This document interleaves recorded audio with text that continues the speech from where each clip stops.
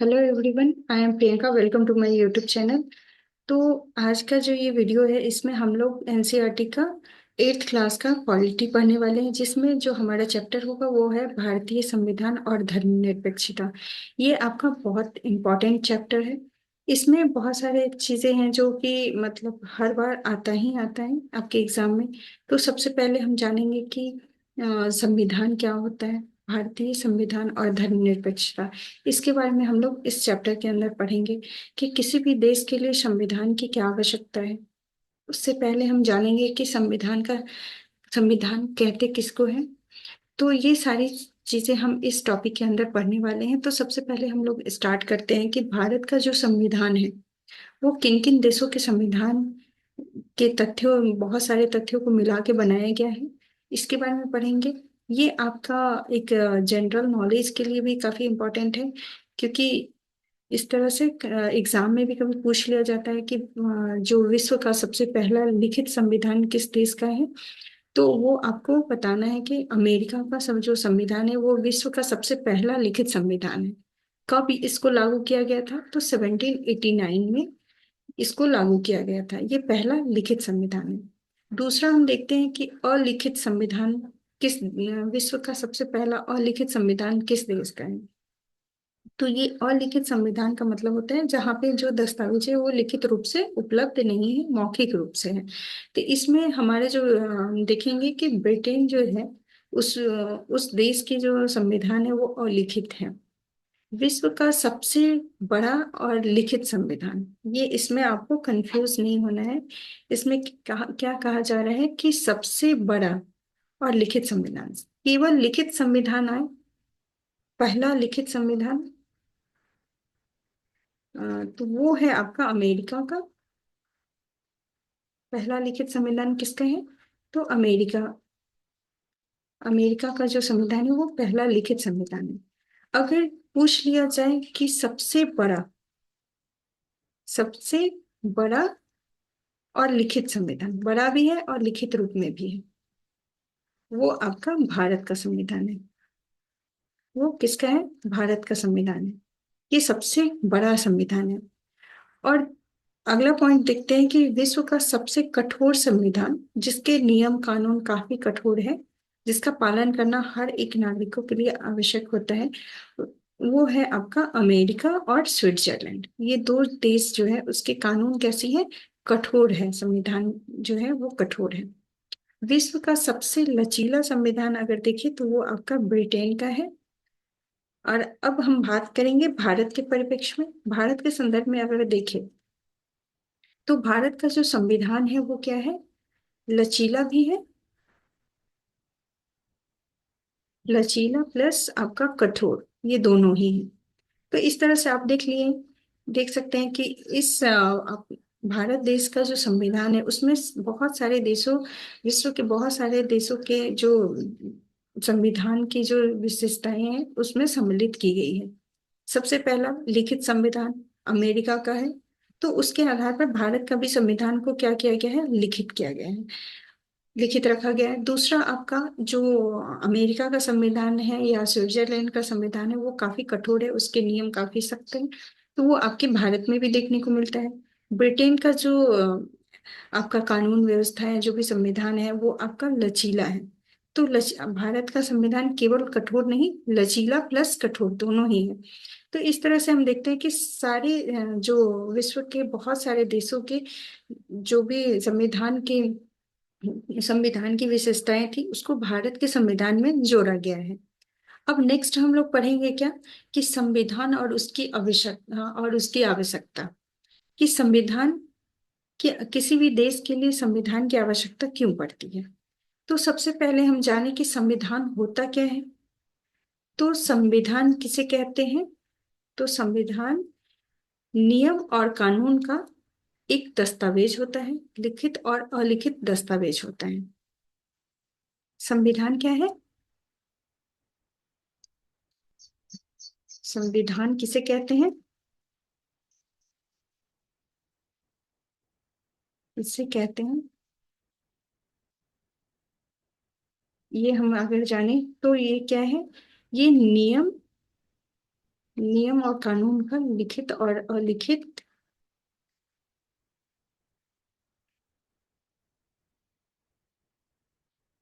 लिखित और अलिखित दोनों ही रूप का एक दस्तावेज होता है। अलिखित दस्तावेज है, दस्तावेज है जिसमें संबंधित देश की क्या क्या विशेषताएं दी जाती है, उस देश की जो भी सरकार है के तीनों अंग, सरकार के कितने अंग होती है, सरकार के जो ये तीन अंग है, सरकार के अंग है आपका व्यवस्थापिका जो कानून बनाती है, कार्यपालिका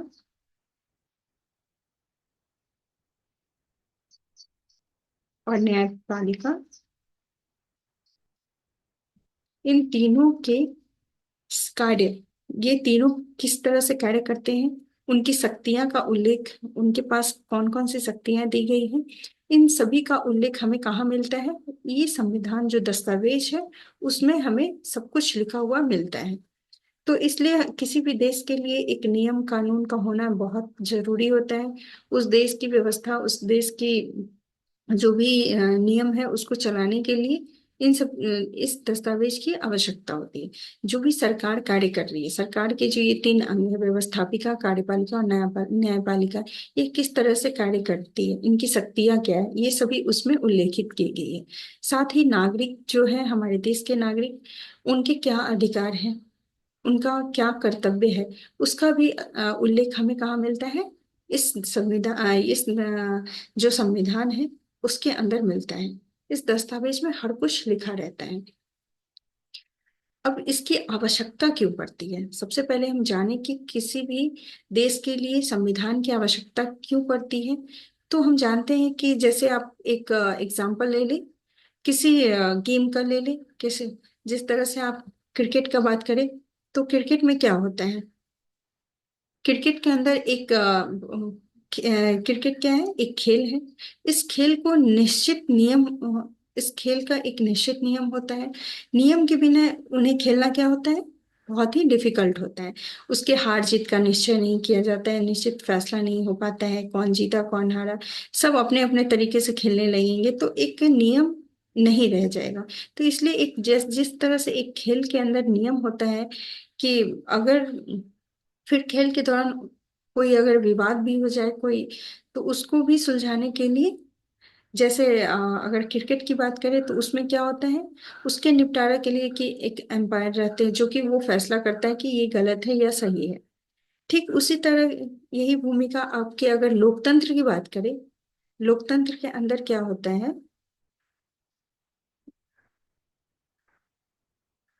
लोकतंत्र में भी आप देखेंगे कि एक संविधान की भी होती है, उसी तरह से लोकतंत्र में, लोकतंत्र के अंदर संविधान का रोल होता है। संविधान उसी तरह से नियम का काम करता है। तो संविधान जब उन बुनियादी नियमों का एक समूह उपलब्ध कराता है, उसी के आधार पर हम क्या कहते हैं, एक व्यवस्था बनाते हैं। इस संविधान के आधार पर, इस नियम के आधार पर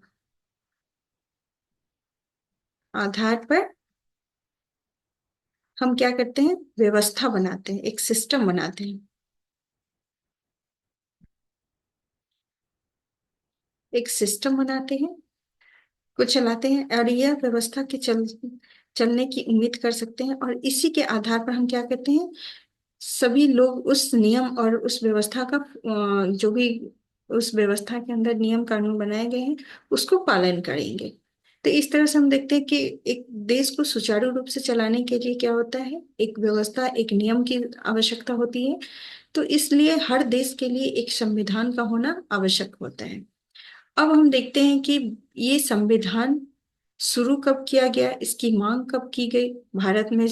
अगर देखें तो 1934, 1934 ईस्वी में ही जो भारतीय राष्ट्रीय कांग्रेस थे ना, ने संविधान सभा के गठन की मांग पहली बार कहाँ की, नीतिगत रूप से की थी। सबसे पहला इसकी मांग कौन किया था, तो भारतीय राष्ट्रीय कांग्रेस ने की थी। कब की थी, 1934 में। तृतीय विश्व युद्ध के दौरान मार्च 1946 को कैबिनेट मिशन ने भारत की इस मांग को स्वीकार की थी। जब द्वितीय विश्व युद्ध चल रहा था उस टाइम में जो ये मांग रखी गई थी संविधान की, उसको स्वीकार किया गया था। जो कैबिनेट मिशन बनाया गया था वो इस मांग को स्वीकार किया। और कैबिनेट मिशन कैसी मिशन थी? ये 3 सदस्य वाली मिशन बनाई गई थी। ने संविधान सभा के गठन का रूपरेखा तैयार कर दिया। और भारत में संविधान सभा का गठन कब किया गया था, ये आपके एग्जाम में भी पूछा गया है, इंपॉर्टेंट है। ये आपके एग्जाम में भी पूछा जाता है कि संविधान सभा का गठन कब किया गया था। तो गठन कब किया गया था? 9 दिसंबर 1946 में, 1946 में इसका गठन किया गया था। संविधान सभा के गठन का रूप देखते हुए इसकी संरचना तैयार की गई थी। अब किस तरह से संविधान बनाई जाएगी, उसमें क्या क्या चीजें होनी चाहिए, उन सब का एक संरचना तैयार किया गया था। तो इस संरचना में किसको क्या बनाया जाएगा? तो सबसे पहले देखा गया कि इस जो आपका ये संविधान का संगठन जो तैयार किया गया था उसकी संरचना में किसको कौन सा पद दिया जाएगा। तो जो आपका ये अध्यक्ष कौन बनेंगे? तो अस्थायी रूप से जो अध्यक्ष बनाया गया था वो आपको जो अस्थायी अध्यक्ष थे वो आपके सच्चिदानंद सिन्हा थे। अस्थायी अध्यक्ष कौन थे? डॉक्टर राजेंद्र प्रसाद थे। उपाध्यक्ष थे आपका HC मुखर्जी। ये एग्जाम में भी कभी कभी पूछ लिए जाते हैं, इसलिए आप इसको ध्यान से देखेंगे। उसके बाद आता है आपका सलाहकार वैधानिक कौन थे? BN राव थे। प्रारूप समिति के अध्यक्ष, ये एग्जाम में पूछा जाता है। प्रारूप समिति के अध्यक्ष कौन थे? डॉक्टर भीमराव अंबेडकर। तो संविधान के जनक या वास्तुकार किसको माना जाता है? भारत के संविधान के जनक और वास्तुकार आपको डॉक्टर भीमराव अंबेडकर को माना जाता है। भारत के संविधान की रूपरेखा 9 दिसंबर 1946 को तैयार की गई थी। 9 दिसंबर 1946 से लेके 26 नवंबर 1949 के बीच यह तैयार कर दी गई थी। ये डेट आपको याद रखना होगा। ये आपका हो गया। अब इसको अतः भारत के संविधान को बनने में अब टोटल कितने टाइम लगा था? तो 2 वर्ष 11 महीने और 18 दिन। 2 वर्ष 11 महीना और 18 दिन टोटल इसको तैयार होने में टाइम दिया गया था। भारत के संविधान को 26 जनवरी 1950 को पूर्ण रूप से लागू किया गया था। लागू कब किया गया था और इसको लागू अगर पूछा जाए तो आपका हो जाता है, देखिए यहाँ पे जो गठन गठन और लागू ये दोनों डेट में अंतर है। गठन कब किया गया था? भारत के संविधान का गठन आपको 9 दिसंबर 1946 को किया गया था। और इसको लागू किया गया था 26 जनवरी 1950 को, पूर्ण रूप से इसको लागू कर दिया गया था। तो अब यहाँ पर एक चीज और देखना है। एक चीज अगर हम देखें तो कि इस डेट को ही क्यों लागू किया गया था। कभी कभी एग्जाम में पूछे जाते हैं कि 26 जनवरी 1950 को ही भारत संविधान को पूर्ण रूप से क्यों लागू किया गया था। तो इस दिन जो 26 जनवरी का डेट जो है, इस दिन को ही 1930 में स्वतंत्रता आंदोलन के दौरान पहली बार स्वाधीनता दिवस के रूप में मनाया गया था। पहला स्वाधीनता दिवस किस डेट को मनाया गया था? तो 26 जनवरी 1930 को मनाया गया था। इसलिए यही डेट आपको, जब संविधान लागू किया गया तो यही डेट रखा गया था। लागू करने का भी डेट यही रखा गया था। अब आता है कि संविधान निर्माण के समय जो अंतरिम कैबिनेट बनाया गया, तो जो अब संविधान का तो निर्माण हो गया, अब इसमें कौन कौन से मंत्री रहेंगे, इसको चलाने के लिए कौन कौन से विभाग को बनाया गया था, तो उसमें हम देखेंगे तो जो प्रधानमंत्री का पद था, जो चेयरमैन कहते हैं, तो प्रधानमंत्री किसको बनाया गया था? तो पंडित जवाहरलाल नेहरू को पहला देश के संविधान का पहला प्रधानमंत्री कौन बना था? देश का पहला प्रधानमंत्री पंडित जवाहरलाल नेहरू को बनाया गया था। उप प्रधानमंत्री कौन थे उस टाइम में? तो सरदार वल्लभ भाई पटेल को बनाया गया था। खाद्य एवं कृषि मंत्री श्री जय रामदास दौलत राम को बनाया गया था। स्वास्थ्य मंत्री आपका राजकुमारी अमृत कौर थी। वित्त मंत्री आपका डॉक्टर जॉन मथाई था। और श्रम मंत्री जगजीवन राम थे। तो ये आपको याद रखने वाला पॉइंट है कि कौन पहले जो भी बने थे आपके देश के कौन कौन से मंत्री बने थे, उनके नाम ये सारे दिए गए हैं। भारत के संविधान की विशेषताएं क्या है? अब हम अपने देश की संविधान की विशेषताओं को जान ले कि क्या क्या इसकी विशेषताएं हैं। तो सबसे पहला जो भाग है उसमें क्या दिया गया है? प्रस्तावना दिया गया है, उद्देशिका जिसको कहते हैं वो दिया गया है। तो प्रस्तावना के तहत क्या है कि संविधान के मूल आदर्श एवं उद्देश्य की विस्तृत रूप से उल्लेख की गई है कि हमारे संविधान का उद्देश्य क्या है। उद्देश्य कहाँ दिया गया है? प्रस्तावना में दिया गया है। यह संविधान के प्रथम भाग जो है उसमें आपके उद्देश्य के बारे में दिया गया है। अब हम देखते हैं कि दूसरा आ जाता है आपका नेक्स्ट पॉइंट है संघवाद या संघात्मक व्यवस्था। हमारे संविधान की ये दूसरी व्यवस्था क्या है? संघात्मक व्यवस्था भारत में पाई जाती है। संघात्मक व्यवस्था का क्या मतलब होता है? तो इसका अर्थ होता है केंद्र व राज्य के बीच शक्तियों का बंटवारा। संघवाद संघवाद का मतलब होता है शक्तियों का बंटवारा। शक्तियों का बंटवारा किसके किसके बीच? शक्तियों का बंटवारा किन किन के बीच की गई थी? तो बहुत सारी शक्तियां केंद्र के पास थी प्लस राज्य के पास। राज्यों के पास ये शक्तियों का बंटवारा किया गया था। भारत में केंद्र सरकार, राज्य सरकार और स्थानीय सरकार के रूप में त्रिस्तरीय व्यवस्था है।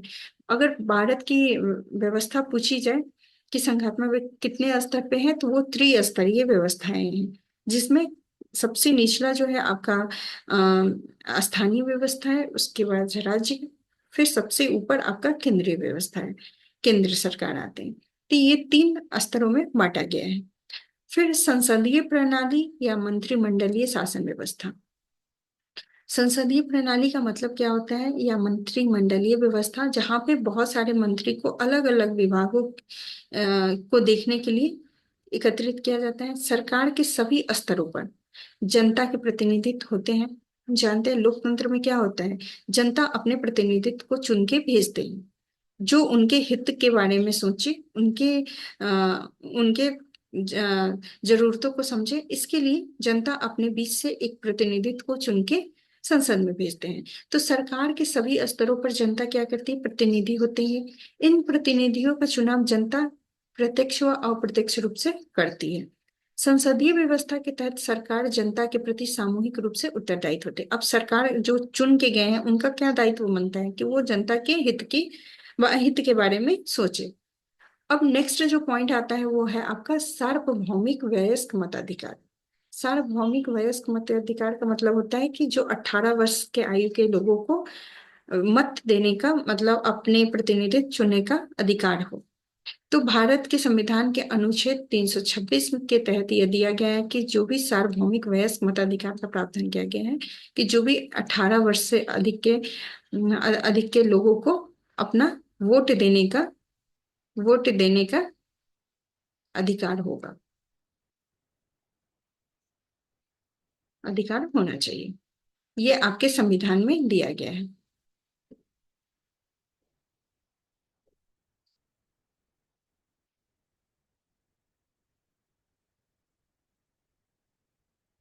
व्यक्तियों को अधिकार है, वोट देने का अधिकार दिया गया है।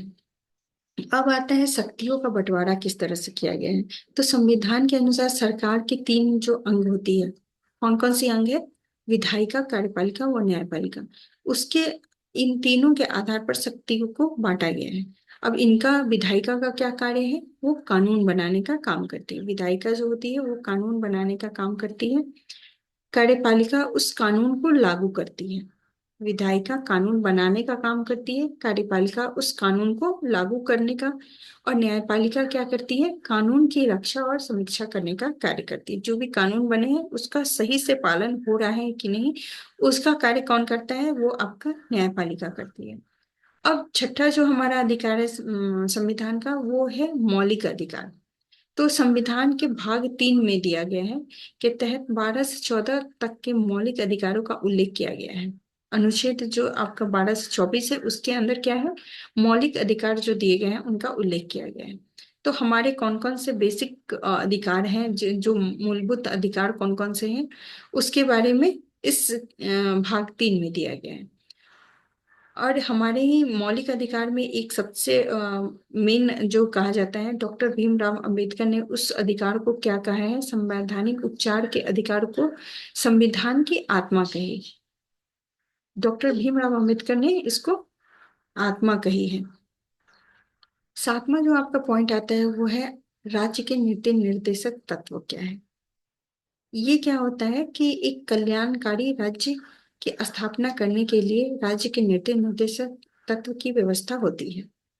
लास्ट आपका पॉइंट आता है धर्मनिरपेक्ष या पंथ निरपेक्ष। कोई भी जो राज्य है वो धर्मनिरपेक्ष राज्य हुआ होता है जिसमें राज्य अधिकृत रूप से किसी भी धर्म को ये राजकीय धर्म के रूप में बढ़ावा नहीं देगा। मतलब सभी धर्म को इक्वली देखा जाएगा, उसको एक राजकीय धर्म नहीं माना जाएगा। सभी धर्म को अपना अपना हक होगा, सभी धर्म का अपना अपना महत्व होगा। धर्म निरपेक्ष का सबसे महत्वपूर्ण पहलू है धर्म को राजसत्ता से, मतलब जो भी राजनीति है उससे अलग रखना। ये आपका जो था संविधान के बारे में था। ये टॉपिक आज खत्म होता है। अब नेक्स्ट टॉपिक में हम लोग देखेंगे, वो सिविक्स का लास्ट शायद टॉपिक है, उसके बारे में हम लोग पढ़ेंगे। आई होप आपको ये पूरा सेशन समझ में आया होगा। ये हमारे संविधान के बारे में था। अब नेक्स्ट हम टॉपिक में मिलेंगे, तब तक के लिए धन्यवाद।